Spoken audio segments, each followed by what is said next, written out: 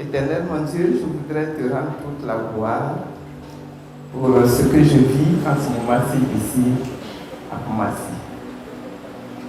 Tu es un Dieu bon. Tu es un Dieu fidèle. Tu es un Dieu qui soutient, qui conduit, qui accompagne, qui dirige. Tu es un Dieu qui aide. Tu es un Dieu qui apaise. Tu es un Dieu qui pardonne. Tu es un Dieu qui sanctifie. Je voudrais appeler ton esprit sur cette assemblée. Viens toi-même prendre encore plus fortement possession de toutes les âmes, de tous les esprits ici présents. Viens toi-même ouvrir notre intelligence. Viens toi-même te saisir de nos esprits pour nous conduire vers toi, auprès de ton esprit. Et que toutes choses se fassent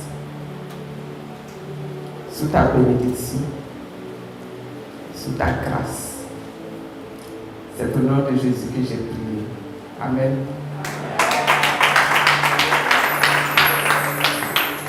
Je voudrais vous présenter mes excuses parce que je vais rester assise pour parler. Ça fait quelque temps que je travaille et je suis un petit peu fatiguée.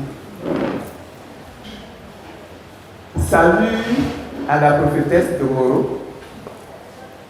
C'est grâce à elle que je suis au milieu de vous cet après-midi. Merci beaucoup d'avoir pensé à moi. Merci pour l'honneur que tu me fais de me donner ton micro ici. Je voudrais saluer les grands serviteurs de Dieu qui sont là devant moi et rendre gloire à Dieu pour vos vies, pour tout le travail que vous faites ici à Koumassi et dans toute la Côte d'Ivoire. Merci aux chefs de communauté qui ont fait le déplacement pour venir m'accueillir ici et m'honorer. Merci à moi-même, mon pasteur, le pasteur Kassi Désiré.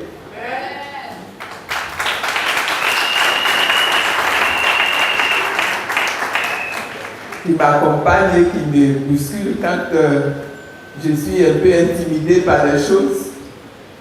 Il est là, il me soutient. Que Dieu te bénisse. Merci à tous mes amis, mes collaborateurs, mes camarades qui sont venus avec moi. Est-ce qu'il faut que je donne vos noms? Levez-vous, ils vont vous saluer quand même. Voilà.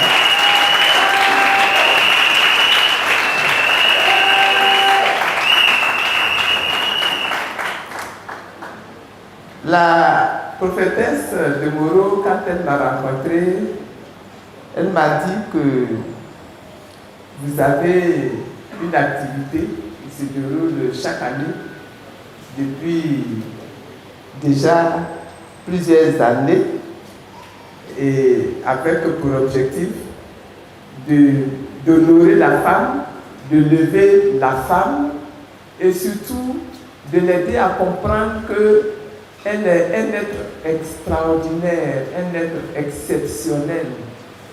La femme est un être sans limite. Et elle doit, à cause de cela, se comporter tous les jours en une personne qui n'a pas de limite. Souvent, quand on dit tu es sans limite, c'est négatif. On dit tu ne sais pas, tu n'es pas sage, tu ne sais pas t'arrêter. Mais ce n'est pas dans ce sens-là que cette phrase-là a été donnée. La femme, elle est capable de tout ce qui est bien. Et je suis allée chercher dans la Bible, est-ce que cette pensée a un fondement biblique? Et je me suis rendu compte que dans la Bible, nous avons beaucoup d'exemples qui montrent que la femme, là, quand elle veut, elle peut être sans limite. Mais ce que j'ai découvert de particulier, c'est dans le livre de Genèse. Dans le livre de Genèse, à Genèse 3, au moment où Dieu, qui est en colère contre sa création, contre Adam et Ève, et contre le serpent, se met à réprimander chacun,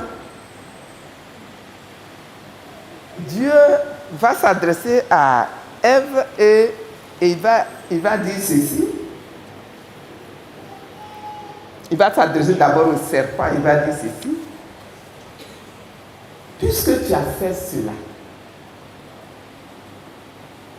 tu seras maudit parmi tout le bétail et tous les animaux sauvages. Mais il dit, tu marcheras sur ton ventre et tu mangeras de la poussière tous les jours de ta vie. C'est une malédiction puissante, une condamnation puissante de Dieu. Mais ce que j'ai retenu, c'est ce qu'il dit au verset 15.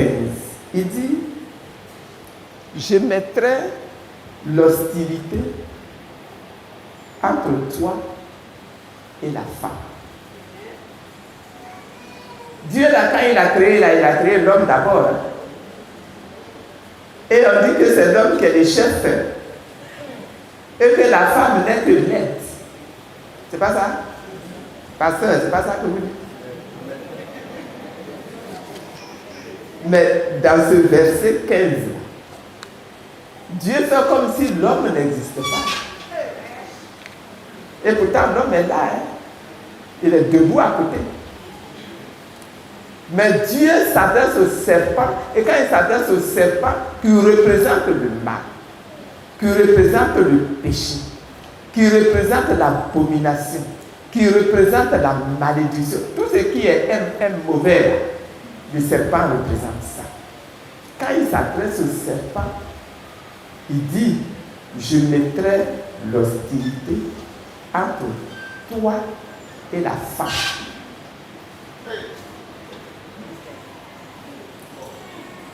Il dit,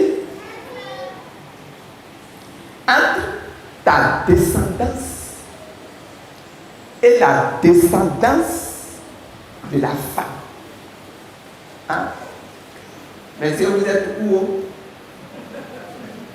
On ne s'adresse pas à vous. Hein?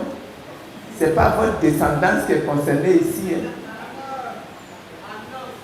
Il dit, je mettrai l'hostilité entre ta descendance, toi serpent, et la descendance de la femme.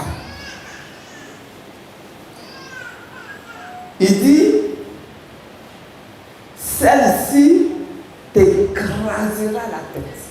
La descendance de la femme là va écraser la tête du serpent.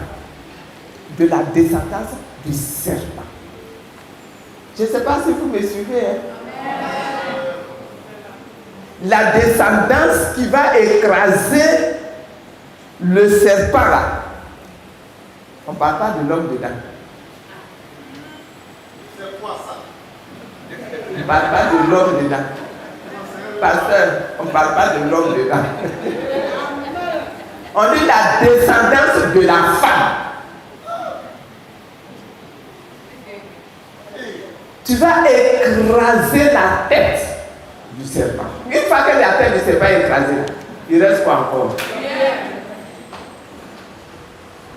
Mes sœurs, la mission que Dieu nous confie là est une mission puissante. Et c'est une mission éternelle.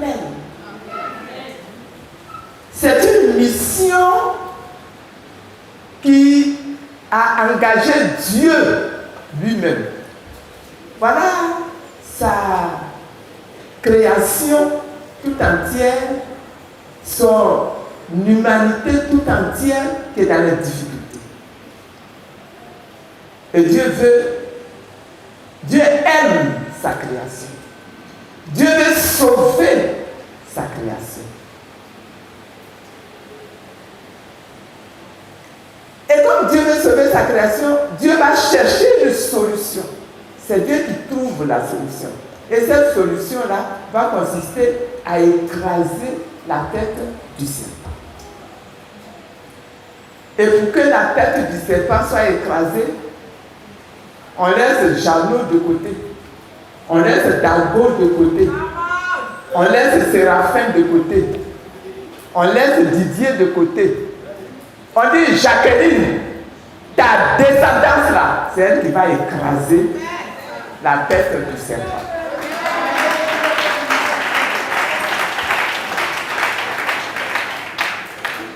Serpent, toi aussi tu lui feras du mal. Tu blesseras la descendance là au talon. Vous savez, le pied de l'homme là, si le talon est détruit, pour marcher c'est difficile. Hein? Et donc, mesdames, quand nous marchons là, quand nous agissons là, quand nous entreprenons là, nous devons être très sages. Nous devons être très prudentes. Parce que notre mission est grande. Notre mission là, c'est d'écraser la tête du serpent. Et grâce à nous, le Seigneur Jésus va venir dans le monde et qu'est-ce qu'il va faire? Il va écraser la tête du serpent. Il va poursuivre le serpent jusque dans la tombe. Il va aller tuer même la mort. Il va prendre la mort. Il va clouer la mort sur le bois de la croix. Nous avons une mission et une responsabilité très grande. Très grande.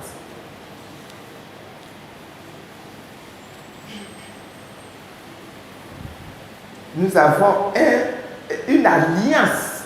Parce que quand Dieu te donne une mission comme ça veut dire que lui, il est à côté. Hein? Il est à côté, il va te soutenir, il va t'aider. Comme la prophétesse a dit, je dois parler aujourd'hui et je dois encore parler dimanche. Donc, aujourd'hui, je vais diviser mon message en deux pour ne faire qu'une partie avec peut-être un peu de témoignage. Et puis, dimanche, on va développer un thème qui va, j'espère également, vous intéresser.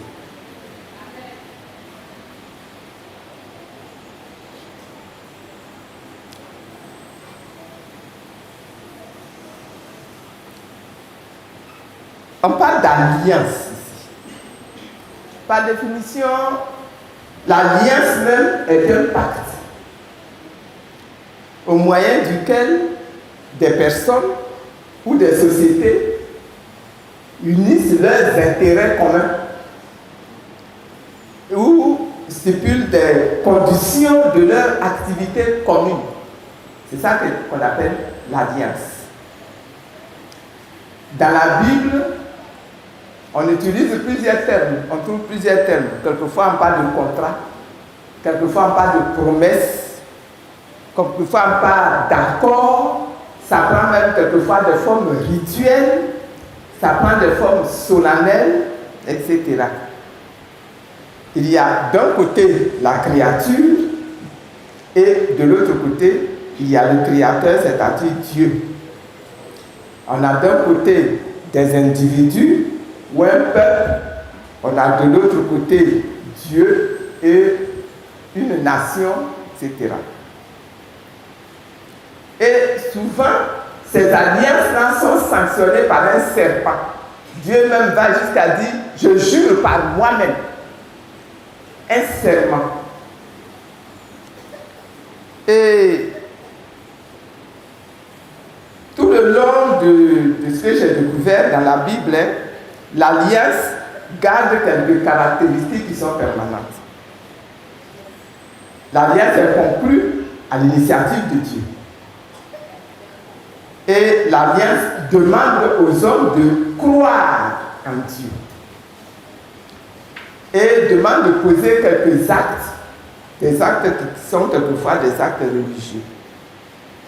L'alliance engage l'homme à respecter des pratiques rituelles et des pratiques sociétales qui sont particulières. Et quelquefois, dans la Bible, on parle de commandement. Et quand on examine, n'est-ce pas, le comportement de l'alliance, on voit que si l'alliance est respectée, alors on bénéficie de récompenses. Si l'alliance n'est pas respectée, alors on subit des sanctions. Donc l'alliance, elle peut être rétributive et elle peut être salutaire.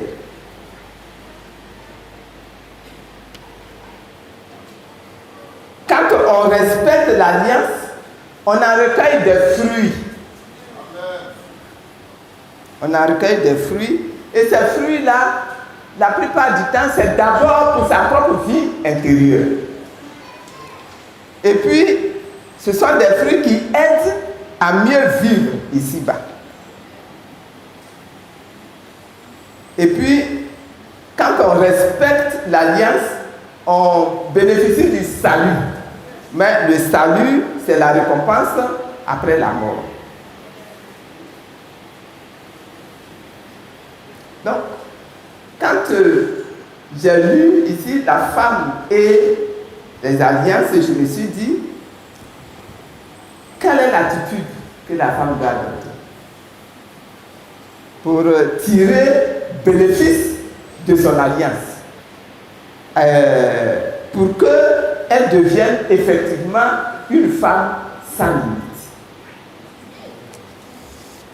Alors, je vais maintenant passer au témoignage. Quand en 2011, nous étions sous les bombes à la résidence, c'était difficile et il fallait demeurer dans l'alliance. Il fallait s'accrocher à la foi en Dieu. Et quand c'est comme ça, Dieu, il vous répond. Je suis sûr que beaucoup d'entre vous l'ont expérimenté, les pasteurs qui sont là l'ont expérimenté sûrement tous les jours. Notre Dieu est un Dieu qui entend. Quand vous parlez, il entend. Et quand il entend, il répond. Et il y a quelqu'un qui a fait un chant là-dessus d'ailleurs. Notre Dieu, il entend. Il est un Dieu qui entend. Il est un Dieu qui répond. Et la réponse que moi j'ai reçue à cette époque-là, c'est dans le texte de Psaume 91. Dieu dit, pour vous là, je suis un Dieu fidèle. Mais ma fidélité est un bouclier et une cuirasse. Notre Dieu, il est extraordinaire. Hein? Il n'utilise pas n'importe quel mot, n'importe comment, au hasard, dans n'importe quelle condition. Nous étions sous les bombes. C'est comme quand tu sors dans la rue là, tu tombes sur quelqu'un qui a une arme, prêt à tirer sur toi. Et Dieu te dit, toi là, 60.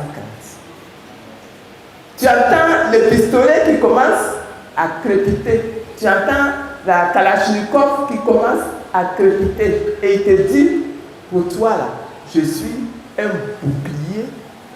Ma fidélité est un bouclier et une cuirasse.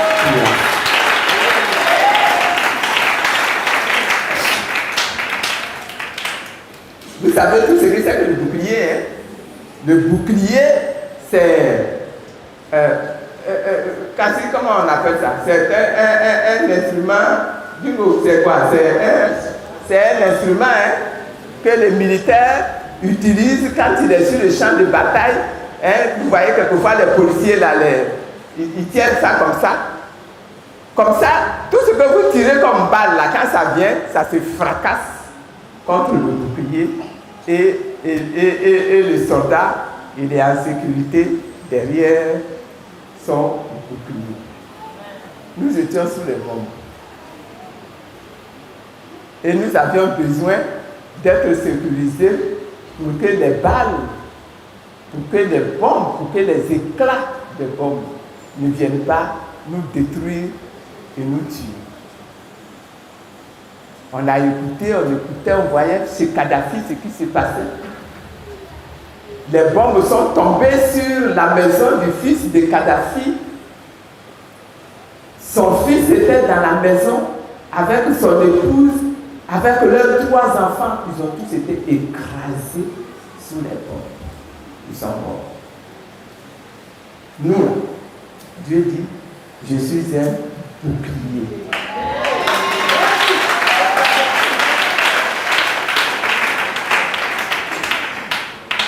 Il dit, non seulement je suis pour vous un bouclier, mais comme un bouclier peut quand même se fendre, hein?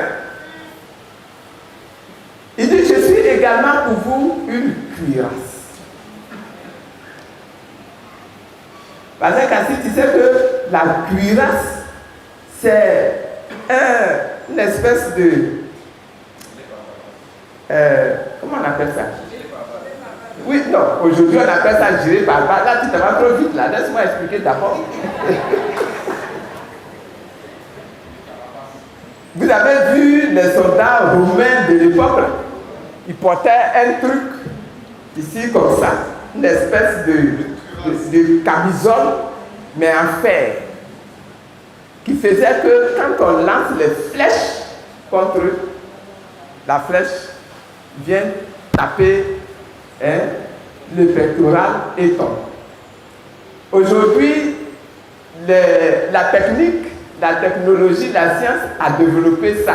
Donc les policiers, les militaires ne portent plus de cuirasse. Aujourd'hui, ils portent ce que Dieu appelle le gilet pare-balles. C'est exactement la même fonction.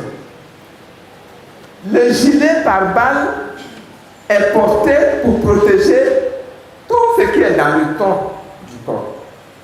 C'est-à-dire tous les organes vitaux du corps. Donc, le cœur, les poumons, les intestins, l'estomac, le foie, etc. Tous ces organes-là, quand ils sont détruits, tu ne peux rien faire, c'est la mort. C'est la mort. Et les hommes ont donc fabriqué des gilets pare-balles pour protéger les corps de leurs soldats. Et Dieu dit, pour vous, moi, je suis votre cuirasse. Et c'est une parole qui a été tellement vraie. Parce que ça aussi, c'est ça la parole de Dieu. La parole de Dieu, elle est une parole qui est vraie. Elle a été tellement vraie que nous sommes restés sous les bombes pendant 11 jours.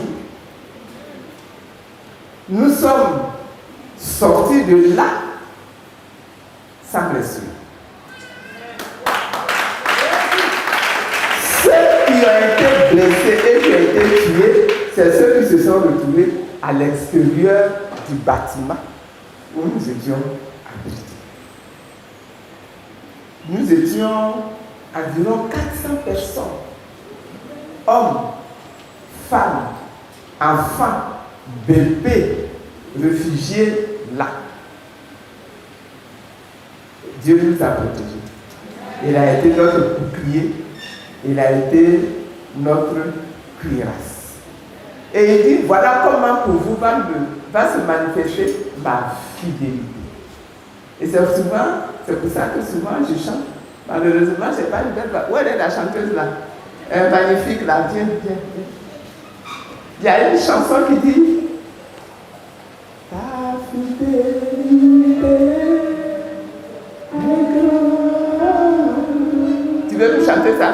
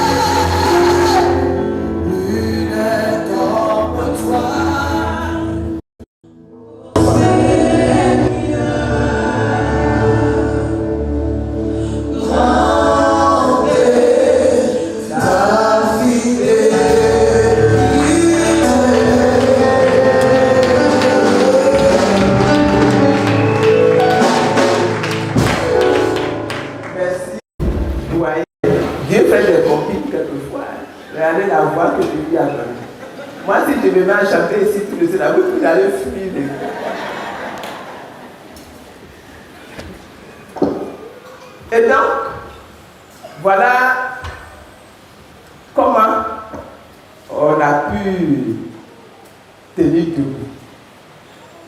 On a pu résister. Je suis persuadé que si à chaque étape de tout ce temps que nous avons vécu, pour moi, ça a duré en prison 7 ans. Pendant les 7 ans, s'il n'y avait pas eu les paroles de Dieu pour m'accompagner, pour m'éclairer, pour quelquefois me rappeler à l'ordre. Parce que par exemple, à un moment donné, ça commençait à devenir long. Donc je commençais maintenant à douter sans m'en rendre compte. Et il te dit, ne t'ai-je pas dit que si tu crois, tu verras la gloire de Dieu.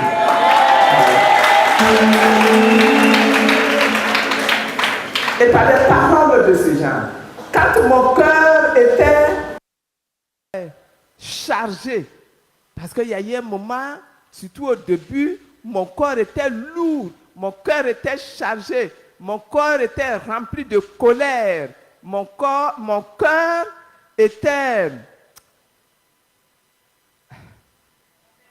rempli d'amertume. Et quelquefois, comme ça, tu ne comprends pas pourquoi c'est à moi que ça arrive. Et c'est à ce moment-là que Dieu te dit, prie pour Alassane Ouattara. Hein? Il a dit, mais ça c'est quoi ça là? C'est quoi ça là? Comme les Baoulés disent, nia. Zouerenga. Toi, Dieu, tu es en Côte d'Ivoire là, tu ne vois pas tout ce qui se passe là. Tu ne vois pas ce qui s'est passé ici là. Tu as cherché jusqu'à... C'est Alassane Ouattara là, c'est celui là qui te plaît aujourd'hui jusqu'à il faut prier pour Alassane Ouattara. Il ne prie pas. Il dit, ma fille, j'ai dit, prie pour Alassane Ouattara. Demain, on parlera de l'obéissance à Dieu.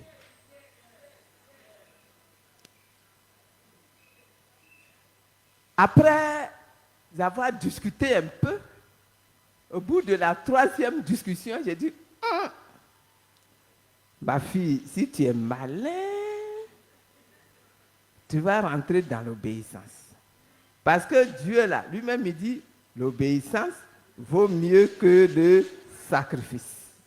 Donc, bon, comme c'est toi qui demandes, bon, je vais t'obéir. Il dit, prends le psaume 72 et prie Alassane tous les jours avec le psaume 72. Parce que je ne sais pas si vous connaissez le psaume 72. Hein. C'est un livre qui a été, un texte qui a été écrit par Salomon, par le roi Salomon. Au moment où il est monté sur le trône, il a prié son Dieu pour que son Dieu l'aide à avoir un règne tranquille, puissant, victorieux, que son peuple l'aime et qu'il ait des victoires, qu'il n'ait aucune attaque. Ah! J'ai dit, mais Dieu, tu regardes ce texte-là, est-ce que ce n'est pas un texte que tu aurais dû me révéler pour que j'ai pris pour Gbagbo Laurent quand il était au pouvoir? Tu attends maintenant que Gbagbo Laurent est à la haie là-bas, déchu, détrôné. Et maintenant tu veux que moi j'ai pris pour celui qui l'a déchu, qui l'a détrôné. Il dit, j'ai dit, prie pour Alassane Ouattara. Le matin, quand tu te lèves, le soir, avant de te coucher. Dieu est là.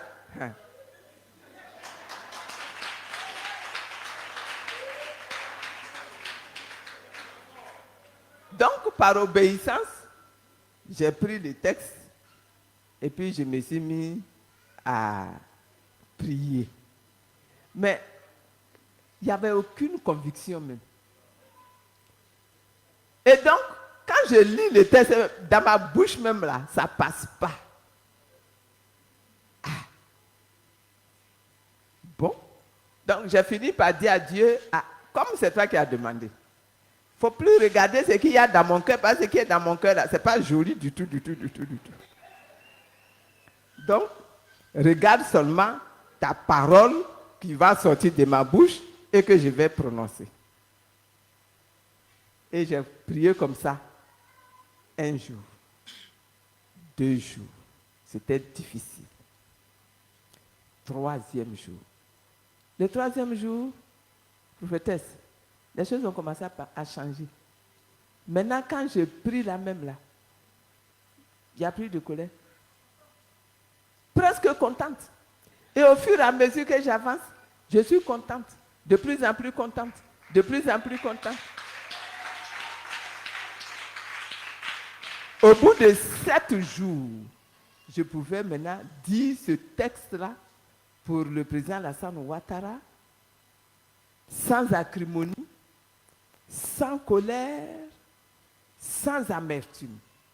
Et je me suis rendu compte que c'est une loi de Dieu que je venais de découvrir.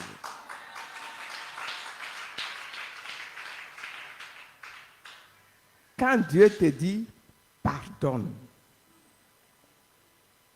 c'est pour toi-même, c'est à toi-même qu'il veut faire du bien. Celui qui a commis quelque chose contre toi là, Dieu va lui régler son sort. À part, ça c'est entre lui et Dieu. Toi, comme il y a la colère dans ton cœur, Dieu dit, guéris ton cœur en pardonnant. Le pardon, c'est le médicament pour guérir soi-même son cœur. Et c'est comme ça que j'ai été guéri en prison là-bas. Donc quand tu dis comment elle a fait, souvent on me pose la question, comment elle a fait? Comment elle fait pour rester debout? Comment elle fait? Et puis elle a pardonné, et puis elle a toujours le sourire, et puis elle est calme, et puis elle est posée. Je réponds toujours, c'est Dieu c'est Dieu. C'est Dieu. La solution là, c'est dans le livre de Dieu. La solution, c'est dans la loi de Dieu. La solution, c'est dans la parole de Dieu. Professeur de Moreau, je vais m'arrêter là pour aujourd'hui.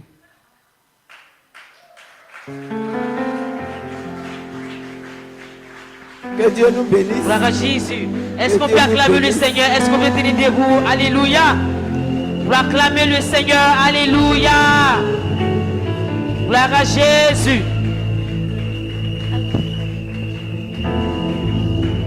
Nous avons un Dieu qui est bon. Nous avons un Dieu qui est puissant. Même quand les choses ne sont pas terminées, mais nous devons garder notre confiance en Dieu. Je ne sais pas si tu connais ce chant. Ma voix là aussi n'est pas bonne. Je te fais confiance. Je te fais confiance. Ce n'est pas facile pour moi de chanter ce refrain. Je te fais confiance. Je te fais confiance.